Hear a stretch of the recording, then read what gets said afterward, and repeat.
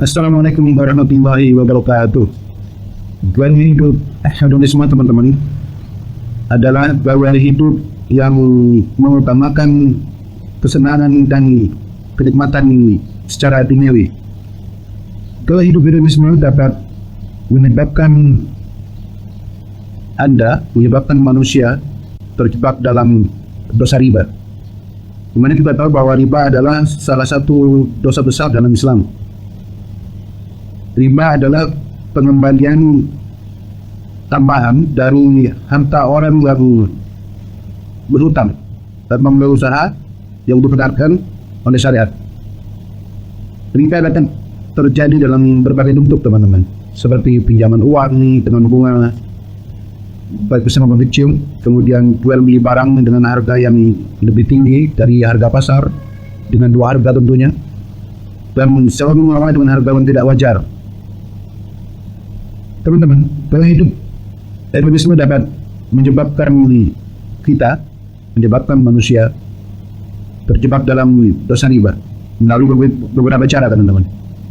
Yang pertama, keinginan untuk mendapatkan kesenangan dan kenikmatan atau kepuasan secara instan, di mana gaya hidup hedonisme ini mendorong manusia untuk mendapatkan kesenangan dan kenikmatan secara instan tanpa usaha lagi. Hal ini dapat menyebabkan manusia tergoda untuk mengambil jalan pintas, teman-teman, seperti meminjam uang, tentu dengan bunga, teman-teman. Kemudian yang kedua, ketidakmampuan mengendalikan diri, self control. Gaya hidup hedonisme ini dapat menyebabkan manusia kehilangan kontrol atas dirinya sendiri. Teman-teman, hal ini dapat menyebabkan manusia menghabiskan uang mereka secara berlebihan, sehingga mereka terpaksa meminjam uang dengan bank, dengan para rentenir, tentunya dengan bunga, dengan tambahan pengembalian. Kemudian yang berikutnya yaitu kurangnya kesabaran tentang bahaya riba ini, di mana gaya hidup hedonisme dapat menyebabkan kita, Anda atau saya, kurang menyadari bahaya riba karena buru-buru dapat uang cepat. Hal ini dapat menyebabkan banyak orang menganggap bahwa riba ini sebagai hal yang biasa dan wajar. Orang-orang yang memiliki gaya hidup hedonisme, teman-teman, lebih cenderung terlibat dalam perilaku yang sangat berisiko, seperti berjudi, berhutang. Gaya hidup hedon juga dapat menyebabkan manusia terjebak dalam riba ini. Oleh sebab itu, teman-teman, menghindari gaya hidup hedonisme ini sangat penting jika kita ingin terhindar dari dosa riba. Beberapa tips dari saya untuk menghindari gaya hidup hedonisme ini, teman-teman, agar kita tidak terjebak salah satunya dalam dosa riba ini. Yang pertama, fokus pada hal-hal yang penting.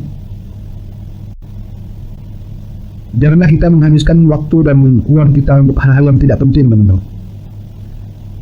Fokuslah pada hal-hal yang penting saja dalam hidup ini, seperti keluarga, teman, dan kesehatanmu.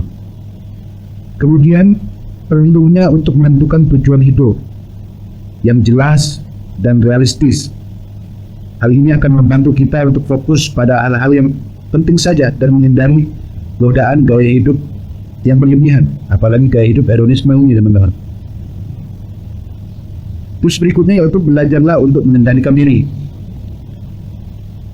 Belajarlah untuk mengendalikan diri Anda terhadap hal-hal atau kesenangan yang sementara atau kenikmatan duniawi. Sadar akan bahaya riba. Ini yang kesekian kalinya. Pahamilah bahaya riba dan hindarilah segala bentuk riba, teman-teman. Belajarlah Al-Quran, karena kita Muslim. Belajarlah Al-Quran dan tafsirnya tentang ayat-ayat tentang riba. Pelajari hadis-hadis Nabi, sunnah-sunnah Nabi. Apa saja dosa-dosa riba, setidaknya kalau nggak ada 5, baik di dunia maupun di akhirat. Percaya teman-teman, prioritas hidup kita ini yang paling penting adalah makan. Apapun yang Anda cari, Anda tetap harus makan. Anda tidak akan berdosa kalau Anda tidak punya mulai. Anda tidak berdosa kalau Anda tidak punya rumah mewah. Rumah sederhana saja. Anda tidak akan mati. Tapi Anda akan mati kalau Anda tidak makan. Keluarga kita tidak mati atau tidak? Karena tidak makan, teman-teman. Pentingnya menyadari akan halal dan haram apa yang kita makan, apa yang keluarga kita makan, teman-teman. Saudara Rasulullah SAW yang mensabdakan bahwa di akhir zaman nanti akan tiba saatnya bahwa orang-orang atau manusia tidak memperdulikan lagi dari mana dia mendapatkan kekayaan atau harta, dengan jalan halal atau dengan jalan haram. Semua orang dihantam. Kayak semua orang menyadari bahwa berzina itu dosa, mencuri itu dosa, mabuk-mabukan itu dosa, berjudi itu dosa. Kenapa riba ini tidak banyak yang menyadari, teman-teman? Apakah karena orang lain kerja di panggung riba itu terbentuk? Apa karena kita dihormati orang, karena kita memiliki mobil yang bagus, rumah yang besar, gaya hidup yang mewah, dihormati oleh orang lain? Padahal semua itu kita dapatkan dengan cara riba. Sedangkan teman-teman, mereka tidak akan peduli terhadap pendidikan kita nanti, ini halal atau haram. Dan mereka peduli bahwa hanyalah kita sebagai orang kaya, orang yang punya banyak harta. Oleh teman-teman, karena itu teman-teman, pentingnya kita menyadari akan dosa-dosa itu. Hidup ini tidak terlepas dari dua hal, teman-teman. Yang pertama, menjalankan perintah. Yang kedua, menjauhi larangan. Lakukan apa yang Allah perintahkan, jauhi apa yang Allah larang. Itu saja, teman-teman. Karena pertanggungjawaban kita kelak nanti di akhirat hanya berkisar dua itu yang kita akan diminta pertanggungjawaban. Baik teman-teman, mudah-mudahan video kali ini menjadi pembelajaran buat kita semua. Sekali lagi saya doakan kita semua selalu mendapatkan rezeki yang berkah, yang halal, diberikan kesabaran oleh Allah SWT untuk menjalani hidup ini baik susah maupun senang, serta diberikan kemudahan oleh Allah untuk melunasi segala hutang-hutang kita yang ini. Bagi Anda yang masih punya hutang, bagi Anda yang sudah terbebas dari hutang atau yang belum punya hutang, jangan coba-coba berhutang. Karena sekali lagi kita tidak akan mati kalau tidak punya mobil mewah, rumah besar, banyak aset. Tetapi kita akan mati kalau kita tidak makan. Sekali lagi, dunia ini segera makan, teman-teman. Lupakan kata-kata motivator itu. Kapan kita akan kaya kalau nggak begini? Kapan kita akan kaya, akan menjadi orang sukses kalau tidak mengambil riba, pinjaman? Bagaimana usaha kita akan berjalan kalau tidak mengambil pinjaman? Lupakan itu, teman-teman. Belajarlah dengan orang-orang yang berhasil sukses menjalankan usahanya dan menjadi besar tanpa harus bergantung dengan riba, teman. Sekali lagi, kalau mereka mengatakan seperti itu, ya karena mereka mungkin dari orang-orang kafir atau mungkin orang-orang yang tidak paham dengan halal haram, dengan dosa riba. Tapi kita orang muslim, bahwa konsekuensinya bahwa kita akan menghadapi hari perhitungan kelak, akan ada hari hisab, akan ada hari pertanggungjawaban. Maka kita tidak sewajibnya kita tidak sembarangan untuk mengambil apa yang harus kita makan atau yang boleh kita makan. Sekali lagi, hidup ini simple, sederhana, teman-teman.